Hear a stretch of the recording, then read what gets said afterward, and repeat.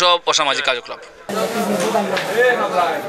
যারা সকালে স্কুল কলেজের নামে কোথায় যায় এই ব্যাপারে আমরা সজাগ দৃষ্টি রাখা দরকার।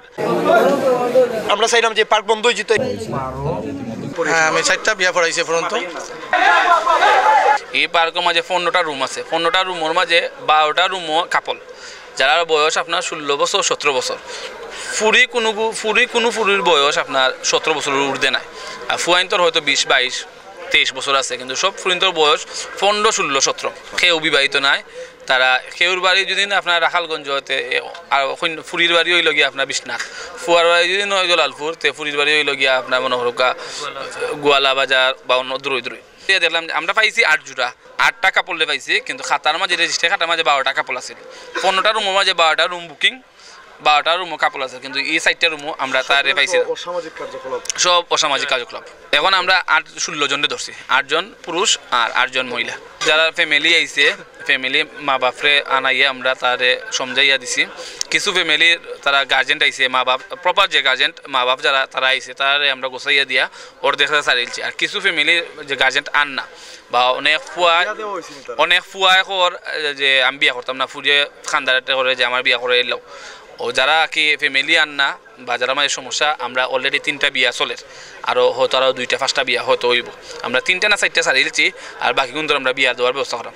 কয়েকজনে আপনার মুরব্বীরা ইয়া বিদা করিয়া দিচ্ছেন, তারা গার্জেন্টে ইয়া নিছে। আর যে কয়েকজন আসুন তারারে আমরা চাইলাম যে ইসলামও বিয়া দেওয়ারও একটা সবর কাম। আমরা চাইলাম যে যারা যারা আসুন তারারে আমরা বিয়া দেওয়ার ব্যবস্থা করিয়া তারা গার্জেন্টের সমঝাইয়া দিতাম। আর আমরা নিয়েছিলাম পার্ক যাতে, আর আমরা চাইলাম যে পার্ক বন্ধ হয়ে যেত। এই পার্কে আমরা এলাকার আমাদের যুব সমাজের সবর অনেক ক্ষতি হয়েছে, আমরা এলাকার বদনাম হয়েছে। আমরা চাইলাম যে পার্ক বন্ধ হয়ে যেত। বিশেষ করে সমাজে যারা আমাদের মেয়েরা স্কুল কলেজ পড়ুয়া, তাদের প্রতি যেন আমরা অভিভাবক যারা আমরা সবাই সচেতন থাকি।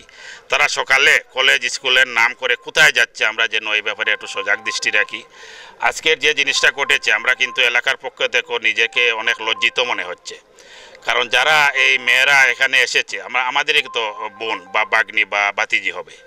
তা আমরা যারা অভিভাবক আছি তাদের প্রতি আমাদের অনুরোধ, যারা সকালে স্কুল কলেজের নামে ঘর থেকে বাসা থেকে বাইর হয়ে কোথায় যায় এই ব্যাপারে আমরা সজাগ দৃষ্টি রাখা দরকার।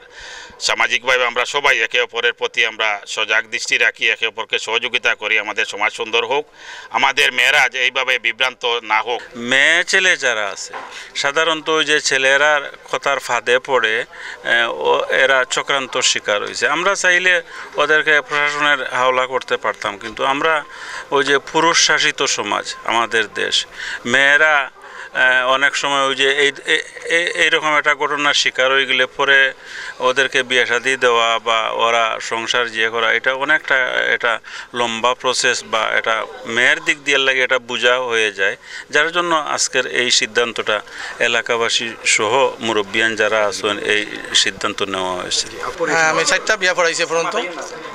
উভয়ের সম্মতিক্রমে, উভয়ের গার্জেন সম্মতিক্রমে বিবাহ হয়েছে। সবগুলো একই নাই, 10 লাখ টাকা 3টা আর 1 লাখ 12 লাখ টাকা একটা, আর একটা বাকি আছে, ইনশাল্লাহ হবে।